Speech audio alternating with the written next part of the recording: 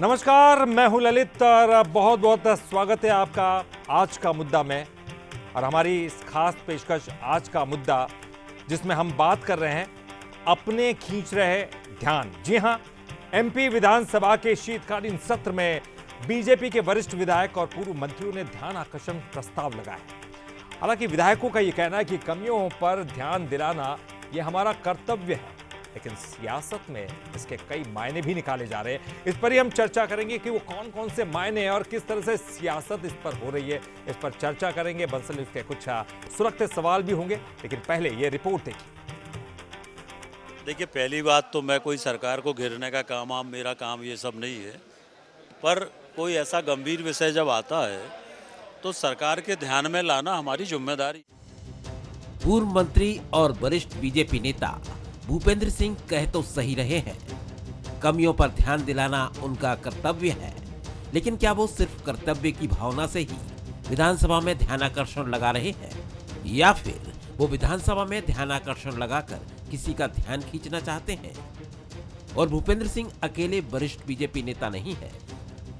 पूर्व मंत्री अर्चना चिटनिस ने भी ध्यानाकर्षण लगाया। वहीं एक और पूर्व मंत्री ओम प्रकाश सकलेचा भी इसी लाइन में खड़े नजर आ रहे हैं। पहले भूपेंद्र सिंह के इस बयान को सुनिए, जिसमें वो अपनी बात और स्पष्ट कर रहे हैं। माननीय प्रधानमंत्री जी ने नई शिक्षा नीति देश में बनाई है। हमारे प्रदेश में भी नई शिक्षा नीति लागू है, अनेक सुधार हुए हैं हमारी सरकार के द्वारा इन 1 वर्षों में। पर इसके बाद भी नई शिक्षा नीति में यौन शोषण रोकने का कोई नई शिक्षा नीति में नियम थोड़ी बना हुआ है। तो इस तरह की जो घटनाएं हो रही हैं, इन घटनाओं पर हम लोग सब मिलकर विचार करें। और बच्चे हमारा प्रदेश का, देश का भविष्य है, और इसको लेकर ही मैंने सरकार का ध्यान आकर्षित किया था। सरकार ने सकारात्मक उत्तर दिया है।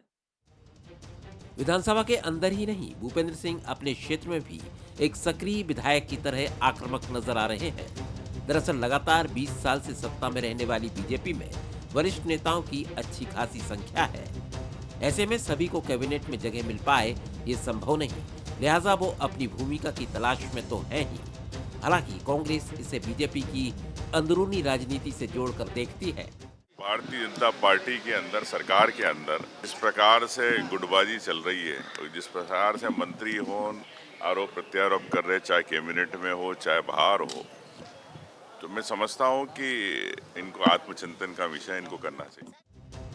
सदन में सवाल उठाना स्वस्थ लोकतंत्र की निशानी है, लेकिन ये विडंबना है कि इन सवालों पर भी सवाल उठते हैं, क्योंकि शक सियासत की फितरत है और वो कभी छूटती नहीं। तो शक सियासत की फितरत है और वो छूटती नहीं, और इसीलिए इस पर सवाल भी बनते हैं, सवाल विपक्ष के भी, लेकिन सवाल ये भी कि क्या अपने अपनों से ये सवाल पूछ सकते हैं। और ये भी कहा जाता है कि स्वस्थ लोकतंत्र भी यही है, ये पूछना कोई गलत बात भी नहीं है। लेकिन चलिए शुरुआत करते हैं और बंसल न्यूज़ के कुछ सुलगते सवाल है। सवाल नंबर 1, बीजेपी विधायकों की तरफ से लगाए गए ध्यानाकर्षण प्रस्ताव के आखिरकार मायने क्या है? सवाल नंबर 2, क्या ध्यान आकर्षण के जरिए किसी का ध्यान खींचने की यह कोशिश है? और सवाल नंबर 3, बहुत महत्वपूर्ण सवाल, कि बीजेपी विधायकों की सक्रियता क्या कांग्रेस को मौका दे रही है? जी हां, जिस तरह सक्रियता बीजेपी दिखा रही है, विधायक दिखा रहे हैं, क्या कांग्रेस को भी एक मौका मिल गया है? इस पर क्या कुछ कहना है, किस तरह से बात करनी है, इस पर चर्चा हम करेंगे। और हमारे साथ जो मेहमान है, चलिए शुरुआत करते हैं, उनसे आपका परिचय कराते हैं। हमारे साथ स्टूडियो में मौजूद हैं शैलेंद्र सिंह राजपूत जी। शैलेंद्र जी, बहुत बहुत स्वागत करते हैं आपका। अजीत सिंह भदौरिया जी हमारे साथ, कांग्रेस के प्रवक्ता। अजीत जी, आपका भी बहुत बहुत स्वागत करते हैं। और साथ ही साथ हमारे साथ बीजेपी के प्रवक्ता अजय धवलेश जी भी जुड़ गए हैं। अजय जी, आपका भी बहुत बहुत स्वागत करते हैं। और शुरुआत में शैलेंद्र जी आप ही से करना चाहूंगा। राजनीति में बहुत कम ही देखने को मिलता है कि अपने अपनों से सवाल पूछें, बहुत कम देखने को मिलता है। यहां पर ये सब कुछ हो रहा है, लेकिन अब राजनीति है, तो किस तरह के मायने देखते हैं, किसका ध्यान आकर्षण हो रहा है यहाँ? देखिए, सदन के अंदर अगर बात की जाए तो ध्यानाकर्षण प्रस्ताव लगाना ठीक है, विधायक की जिम्मेदारी है और वो लगाया गया है। और भूपेंद्र सिंह ने जिस तरह से हमारे पैकेज में भी आपने देखा कि सरकार को घेरने का कोई मकसद नहीं है, ध्यान दिलाना हमारी जिम्मेदारी। तो एक बात तो ये हो गई, लेकिन हम जब सदन के बाहर निकलते हैं तो ध्यानाकर्षण के जरिए ध्यान खींचने की कोशिश जरूर है। देखिए पिछले एक साल में काफ़ी कुछ खटा है बीजेपी में। जैसे ही विधानसभा चुनाव जीती बीजेपी तो एक नई सरकार आई, नए मुख्यमंत्री आए और एक बहुत से प्रयोग थे और कांग्रेस से आए लोगों को भी एकोमोडेट किया गया सरकार में। तो बहुत से वरिष्ठ नेता जो थे वो छूट गए। उसके बाद लोकसभा चुनाव थे तो वरिष्ठ नेताओं को लगाया गया लोकसभा चुनाव में। उसके बाद फिर लगा कि हमको कहीं एकोमोडेट किया जाएगा, लेकिन वो अभी तक पूरा नहीं हो पाया। तो कहीं ना कहीं ये ध्यान खींचने की कोशिश जरूर है। भूपेंद्र सिंह हो, चाहे अर्चना चिटनिस हो, चाहे ओम प्रकाश सकलेचा हो, वरिष्ठ मंत्री रहे हैं पहले। तो ये मुझको लगता है ये कवायद है। और देखिए बीजेपी में एक नई संस्कृति हम देख रहे हैं। जिस तरह से ये कांग्रेस में कॉमन चीज़ है कि कोई भी एक सवाल उठा सकता है, लेकिन बीजेपी में ये नया है। तो संगठन में भी काफ़ी कुछ इस तरह की नई परंपराएं पड़ी हैं।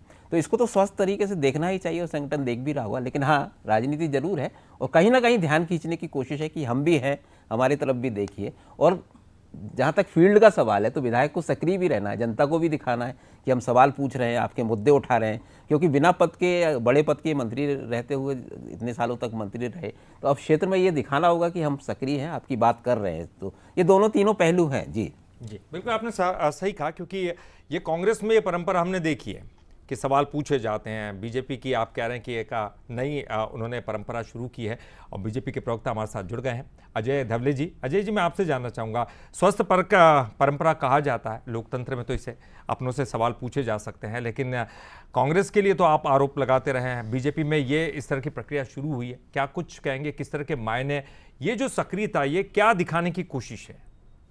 जी ललित जी, ये स्वस्थ लोकतंत्र की परंपरा है और इसको आपको, हम सभी को इसकी खूबसूरती को भी स्वीकारना चाहिए कि क्योंकि भारतीय लोकतंत्र में पार्टिसिपेटरी डेमोक्रेसी है।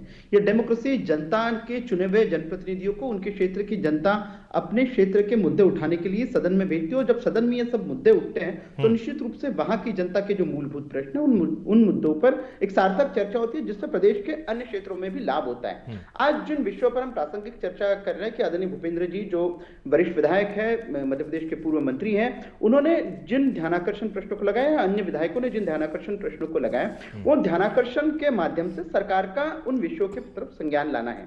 लेकिन यदि हम इन विषयों को राजनीतिक चश्मे से देखें कि ये पहली बार नहीं है कि सत्ता पक्ष के नेताओं ने ध्यानाकर्षण लगाया। हम लोग लोकसभा में भी देखते हैं, सदन मतलब संसद में भी सत्ता पक्ष के लोग ध्यानाकर्षण लगाते हैं अपने अपने क्षेत्र की मूलभूत समस्याओं को लेकर या अन्य किसी पॉइंट ऑफ ऑर्डर को उठाने को लेकर। आज मूल प्रश्न ये है कि हमारा जो मध्य प्रदेश का नकारा विपक्ष है और नकारा जीतू पटवारी जी के नेतृत्व में जिस प्रकार विपक्ष की अप्रासंगिकता हो चुकी है, तो निश्चित रूप से जो मध्य प्रदेश में सशक्त विपक्ष की भूमिका निभाने वाले भी जो सवाल है जो विपक्ष को पूछने चाहिए थे, वहां सत्ता पक्ष पूछ रहा है। क्योंकि कहीं ना कहीं हमारा विपक्ष सवाल दो जवाब दो की रैलियां तो करता है, लेकिन सिर्फ अपना मंच पर ही विधानसभा का घेराव करके वहां से चलते बनता है। आज मध्य प्रदेश में इस नकारा विपक्ष की वजह से मध्य प्रदेश के जनता के जनहित के जो मुद्दे हैं, निश्चित रूप से सत्ता पक्ष के लोग सरकार के समक्ष रखेंगे और सरकार इसका संज्ञान लेगी। आज आवश्यकता इन विषयों की है कि इन विषयों पर चर्चा होने की आवश्यकता है। जो विपक्ष को करनी थी वो हमारे पक्ष के लोग कर रहे हैं। यदि कांग्रेस को इन विषयों के ऊपर राजनीति करनी की, देखिए भारतीय जनता पार्टी के अंतर्गत इस प्रकार की राजनीति चल रही है, तो हमारे यहाँ संपर्क और संवाद की हमेशा से परिपाटी रही है। हमारे संगठन में आंतरिक लोकतंत्र है, हमारी सरकार में भी आंतरिक लोकतंत्र है। इसके पूर्व में भी आपने देखा है कि कैबिनेट का एक विषय की कैबिनेट में 2 वरिष्ठ मंत्रियों की भिड़ंत हो गई। तो इस प्रकार की भारतीय जनता पार्टी की ना कभी मंशा होती है, ना भारतीय जनता पार्टी का इतिहास रहा है।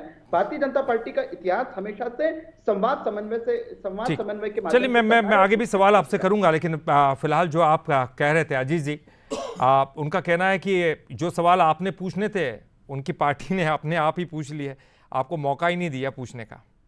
देखिए आदरणीय ललित जी, वर्तमान में भारतीय जनता पार्टी के जो मुख्यमंत्री हैं इस सरकार के, जिनको सिलेक्शन के आधार पर सिलेक्ट किया गया है पर्ची के द्वारा केंद्रीय नेतृत्व ने अपनी मंशाएं पूर्ण करने के लिए, और उस पर वो खरे भी उतर रहे हैं, क्योंकि मध्य प्रदेश में गवर्नेंस नाम की चीज़ तो खत्म हो गई।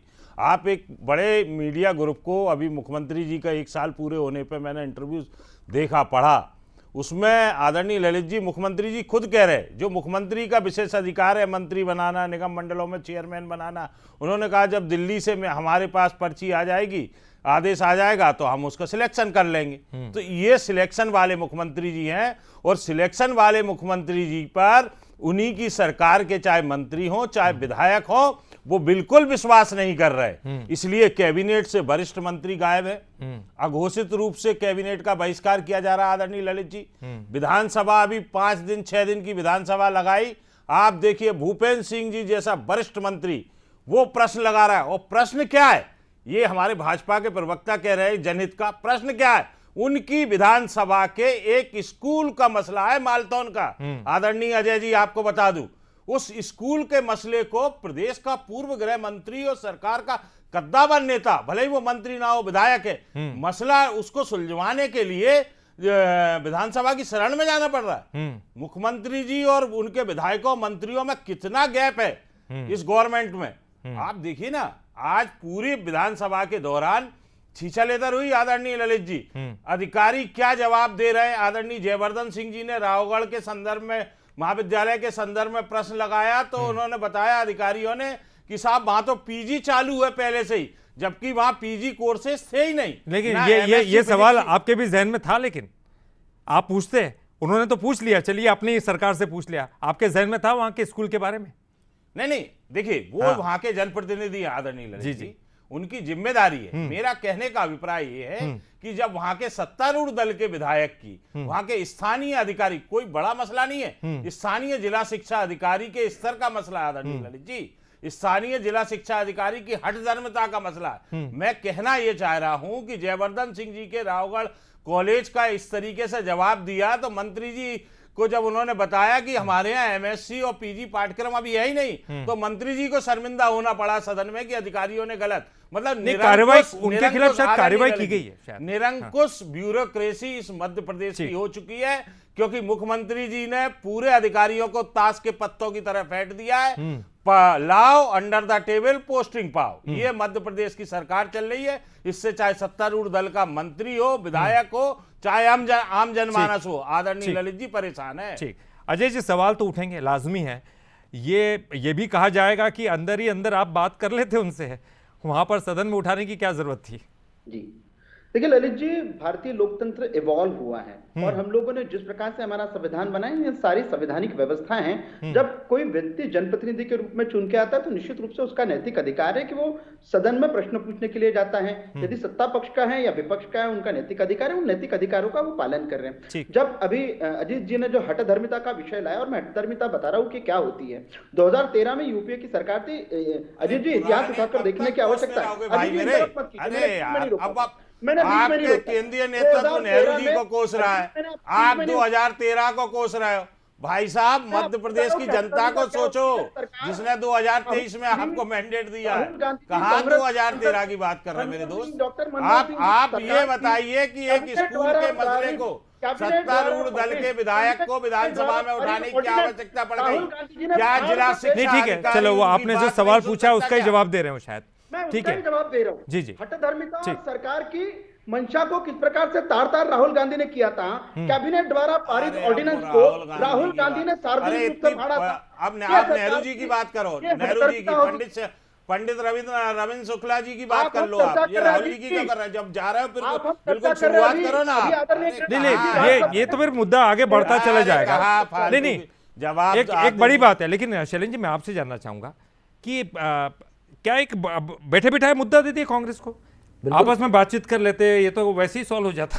नहीं, देखिए अब देखिए ललित जी, 20 साल से सत्ता में है बीजेपी यहाँ पे, तो सत्ता की अपनी कुछ चरित्र होता है। वो चीज़ अब बीजेपी में भी आई, क्योंकि बीजेपी संगठन के तौर पर उसके यहाँ बहुत मजबूत एक परंपरा रही है संवाद की, शुरू से लेके आखिरी तक। तो ये, लेकिन जब 2018 के बाद स्थितियां तो बदली हैं, इसमें कोई शक नहीं है कि जिस तरह से दल बदल हुए और कांग्रेस से बड़ी संख्या में लीडर्स यहाँ आए बीजेपी में, तो उनको एकोमोडेट करना था। तो कुछ तो जो रीति नीति थी बीजेपी की, खासतौर से मध्य प्रदेश में, वो तो बदली है। तो उसके साइड इफेक्ट तो होंगे, और ये हम देख रहे हैं बीजेपी के सामने ये चुनौती तो है। तो जैसे संवाद की स्थिति में कमी तो दिखती है, ये तय है। जिस तरह से ये मसला है, और हम बात कर रहे हैं कि वो ऊपर भी बात कर सकते थे, लेकिन संगठन बड़ा हुआ है, बहुत सारी चीजें बदली हैं, तो उसी का कहीं ना कहीं ये नतीजा है। जी, अब यही बहुत महत्वपूर्ण बात हो जाती है अजय जी, क्योंकि तमाम लोग हर तरफ से ये सवाल उठते हैं, लेकिन बात अच्छी भी है, अच्छी इस मायने में है कि कम से कम आप कमजोरी को स्वीकार कर रहे हैं, जो कमजोरियां उनको लेकर सवाल पूछ रहे हैं, उनका निराकरण की भी बात हो रही है। लेकिन ये जो तमाम चीज़ें हैं अगर अब सामने आ रही है, साल भर के दरमियान आ रही है, तो उनके खिलाफ आपको कार्रवाई करने की ज़रूरत भी पड़ रही है। अब इनके जवाब आप क्या देंगे, क्योंकि ये सवाल तो कांग्रेस की तरफ से पूछे ही जाएंगे। ललित जी, आप सभी जानते हैं, हम सभी जानते हैं, जब विधानसभा में कोई तारांकित प्रश्न होता है या कोई ध्यानाकर्षण होता है, एक विस्तृत जवाब प्रश्न उठाने वाले माननीय विधायक जन को संबंधित विभाग की ओर से दिया जाता है, तो ये सारे पब्लिक डोमेन में रहेंगे। सरकार ने क्या कार्रवाई की है, सरकार ने क्या उत्तर दिया है, सरकार ने किस प्रकार से संज्ञान लिया है, ये पब्लिक डोमेन में रहना है। जी जी, आप हम सब पढ़ सकते हैं। विषय ये आज है कि ये संवाद की परंपरा है, ये भारतीय जनता पार्टी में ही हो सकता है या हमारे ही सत्ता पक्ष की ओर से ही हो सकता है, क्योंकि हमारे यहाँ एक विचार के प्रति समर्पित लोग हैं। ये यदि किसी परिवार के प्रति समर्पित होता तो आपको ये अनुमति नहीं होती कि सवाल पूछने की। आज हम हमारे यहाँ डेमोक्रेसी इतनी व्यवस्थित रूप से संचालन हो रहा है, लोकतंत्र पार्टी का भी है, संगठन का भी है, सरकार का भी इस प्रकार से चल रहा है कि आज हमारे यहाँ संवाद की परंपरा है। आज अपने ध्यानाकर्षण लगा के सरकार से प्रश्न पूछ सकते हो, सरकार संज्ञान लेगी, उसका उत्तर मिलेगा और वहां की जनता को सेटिस्फाई करने का हम प्रयत्न करेंगे। लेकिन आज जो सशक्त विपक्ष की भूमिका कांग्रेस को निभानी थी, जो सड़क से लेकर सदन तक के कांग्रेस को चर्चा करनी थी, आज देखिए मध्य प्रदेश के साथ में दुर्गति क्या हो गई है।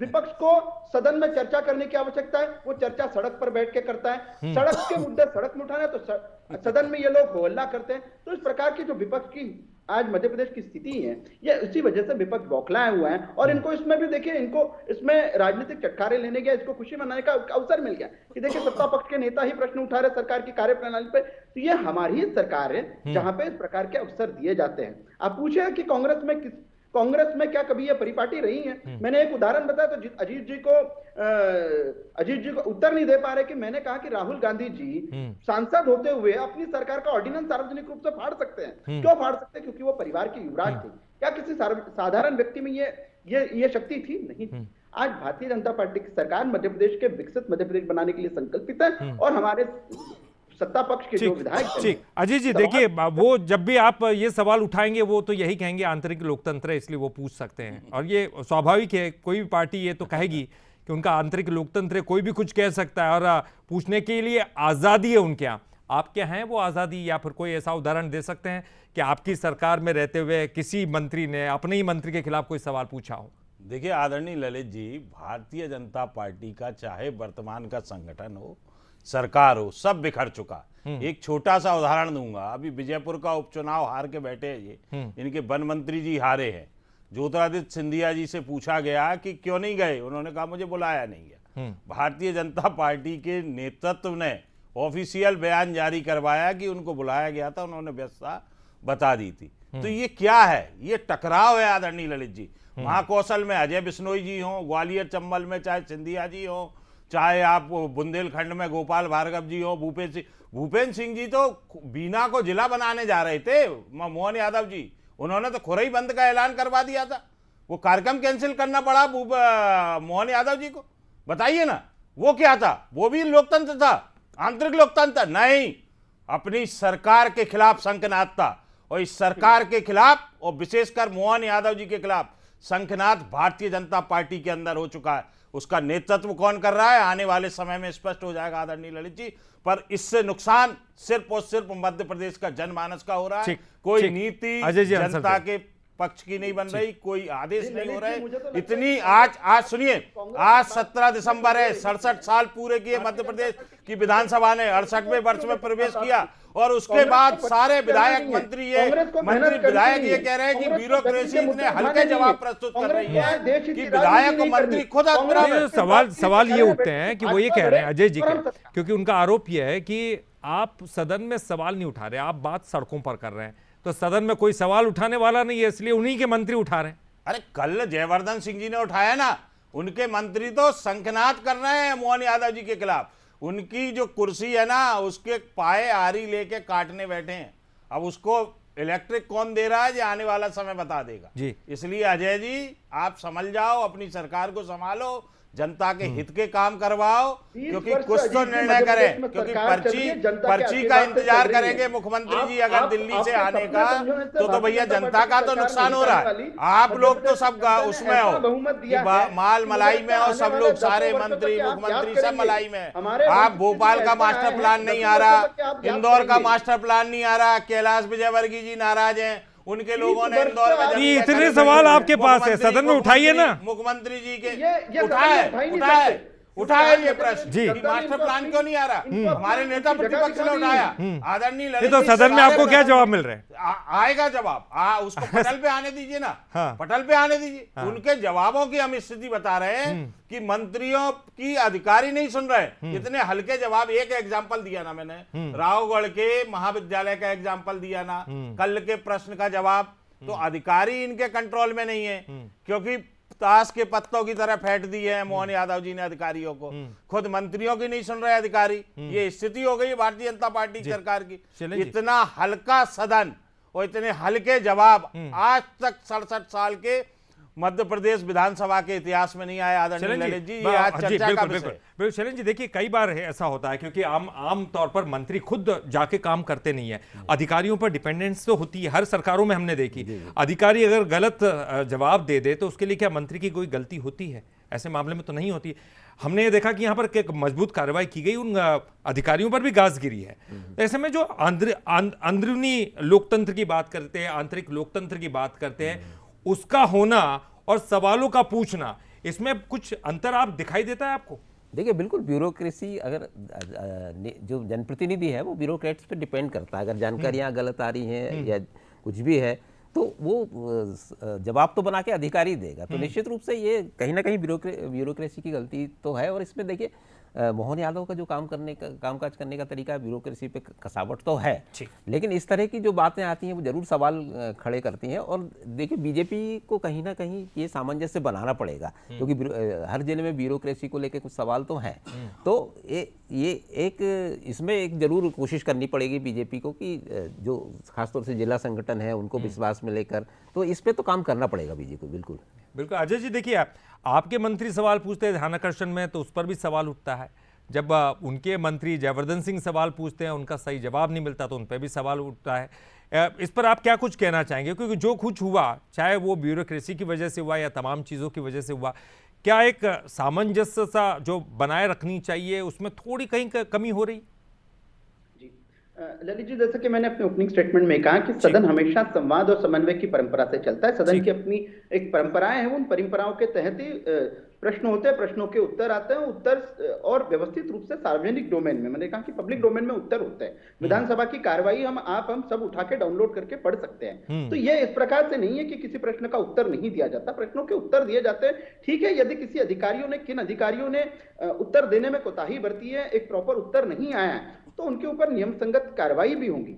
लेकिन आज हम चाह रहे हैं कि सदन में चर्चा हो रही है, उन चर्चाओं के हम सब डिबेट कर रहे हैं। यह मूल रूप से प्रश्न विपक्ष से होना चाहिए कि जिस विपक्ष की मुख्य भूमिका थी, उस विपक्ष को अपनी मुख्य भूमिका निभाने की जगह आज सत्ता पक्ष ये निर्वहन कर रहा है। तो विपक्ष से प्रश्न होना चाहिए कि क्या आपको मध्य प्रदेश की जनता ने विपक्ष में इसलिए बिठाया है कि आप मध्य प्रदेश के जनहित के मुद्दे नहीं उठाएंगे? आप सिर्फ आपके आंतरिक लोकतंत्र की बात करिए कि कांग्रेस में कल उन्होंने जवाब दो हिसाब दो रैली की, मंच पर बैठ के विधानसभा का घेराव संपन्न हो गया, दोपहर के भोजन के बाद सब अपने अपने घर पे चले गए।